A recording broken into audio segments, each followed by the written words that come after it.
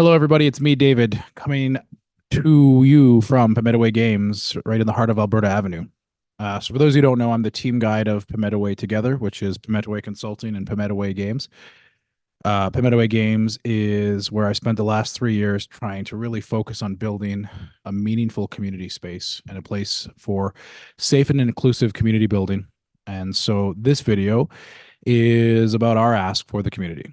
So we're going to talk a little bit about our community investment program or community investment ask that we're going to be looking to do.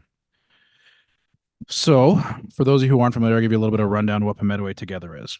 So Pemetawe Together is the incorporated business that incorporates both Pemetawe Consulting, Pemetawe Games, and the hopefully officially launched this year Pemetawe Press. So Pemetawe Consulting has been in operation since 2019. We originally started it with the goal of trying to build a better future for Indigenous youth. So our vision was always to utilize tabletop games and workshops built together to help build foundational life skills. But over the last 5 years, we've expanded the work into doing Indigenous allyship workshops, Indigenous empowerment workshops, lateral violence training, EDI, and other decolonization focused community building and community engagement. We've also expanded into doing professional AV services, which we've been very happy to provide to several of the nations and the PTOs across Alberta.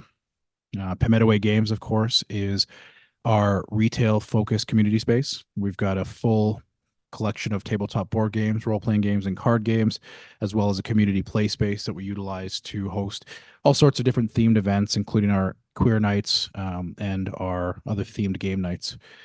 And of course, we do digital media content, our Twitch stream, our TikTok videos, and all of our other content in which we try to engage with the community. And then there's Pemetawe Press. We haven't talked publicly about Pemetawe Press a lot because we haven't been able to fully flesh out what we're doing with it yet. But the vision for Pemetawe Press is for us to put Indigenous designed games and Indigenous themed games at the forefront of the hobby and utilize those games to tell Indigenous stories and to help promote better awareness of indigeneity, both historically and in a modern context. So we're very excited about what we're going to do with Metawe Press over the next few years. We've got a launch game that we've negotiated the publishing rights for, that we're just finalizing name and doing some finalized playtesting, and then we're hoping to take that to crowdfunding this year. But really, what Pemetawe is its community. Everything we've done has been people over profits, has been about empowering not just our team, but the members of the communities that we're trying to uplift, whether that's Indigenous communities, whether it's the queer community, whether it's working with people with disabilities, the Alberta Ave community, being an advocate for the unhoused communities, people who are suffering from intergenerational trauma. Everything we've done is really about focus on that community rooted focus. So who's our community? We work with anybody and everybody we can, but really where our energy has been put into place is working with First Nation peoples first and foremost. As an Indigenous-led business, we want to make sure that Indigenous peoples are at the focus and the heart of what we do. So to that end, we've worked with Confederacy of Treaty 6, we've worked with Treaty 8 First Nations of Alberta, the Treaty 8 Urban Office, we've worked with Bandero and BenCAF, and numerous other Indigenous organizations in and around Alberta. It'll always be our priority to support Indigenous communities, both on and off reserve.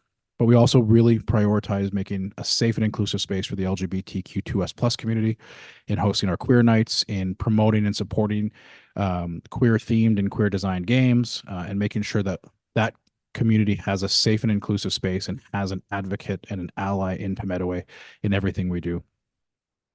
We have quite a few neurodivergent folks on our team.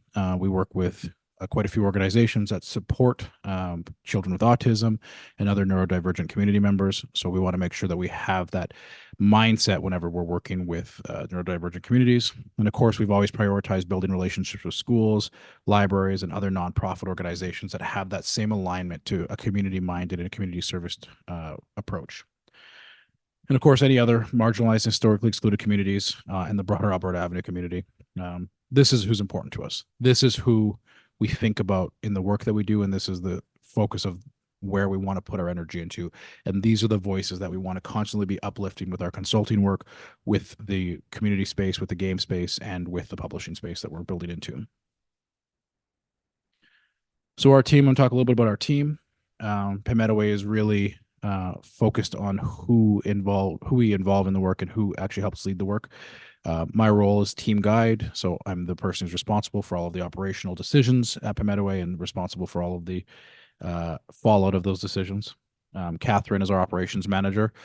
She takes care of all of our front end, back end operations, so manages all of our bookkeeping, our financial decisions, helps develop all of our relationships, helps with billing and invoicing, and really just make sure that the doors stay open and the lights stay on.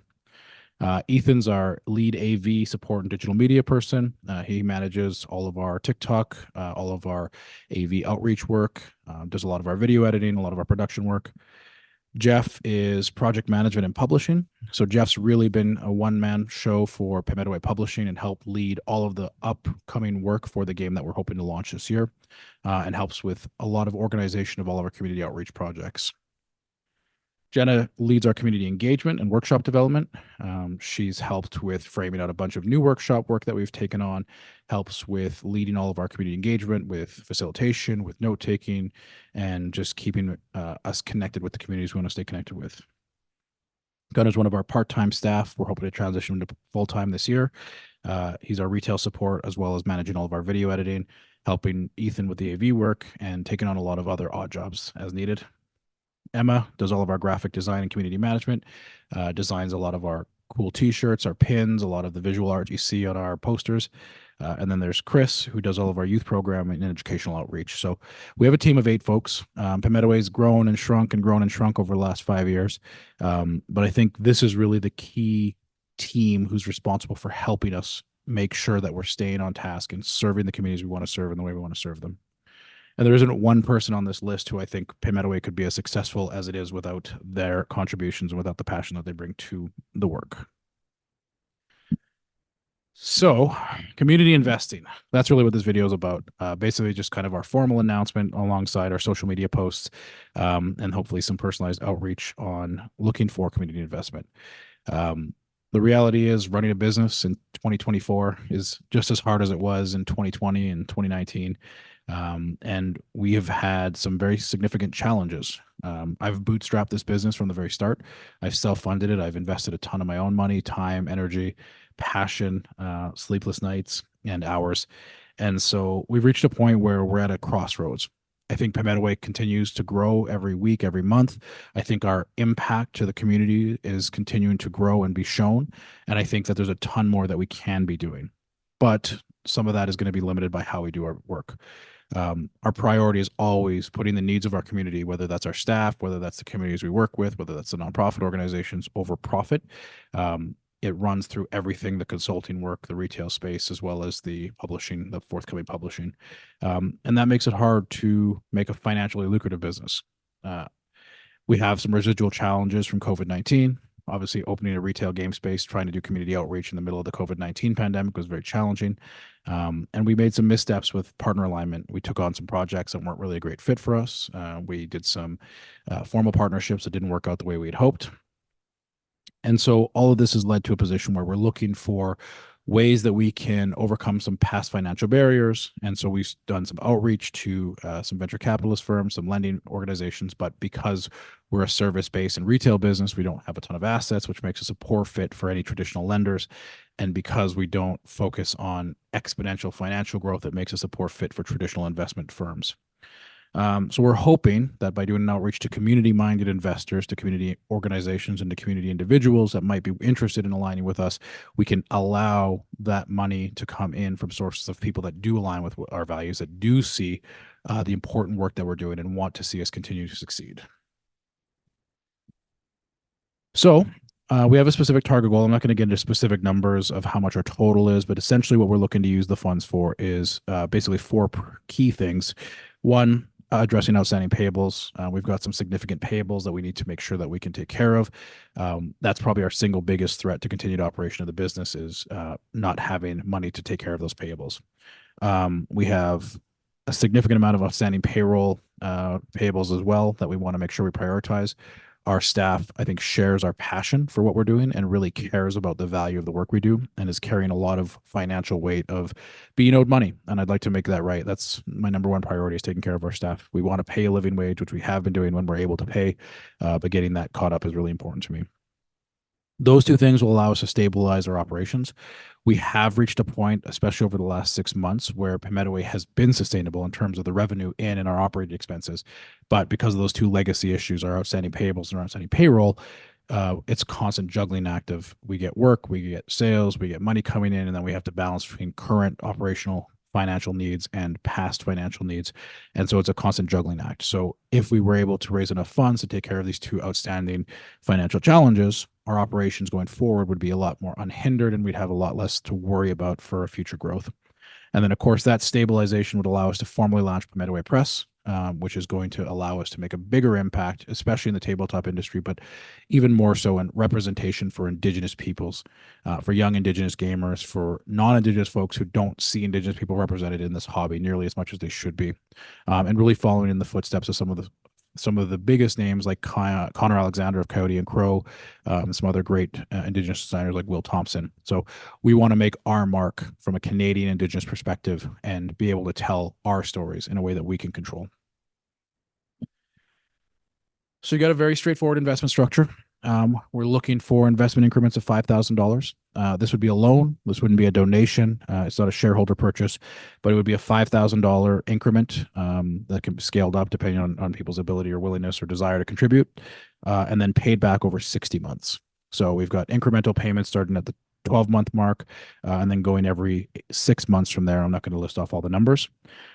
We are building in a transitionary period where after the 36-month payment, anyone who's interested who wants to forfeit the remainder of their repayments can then convert every loan that they've issued to a 1% ownership of Pemetawe if they'd like to see more sustained growth or more return on that interest. But the total investment would be $5,000 in, $6,000 out over 5 years. Not a crazy amount of interest, but it is an amount that we feel like we can sustain, especially over a 5-year period. And we think that it is a reasonable return for anyone who aligns with our core and community values. And of course, we recognize that, like any investment, this is a risk. Pemetawe has been in operation for 5 years. We're hoping to be in operation for a minimum of 5 more years.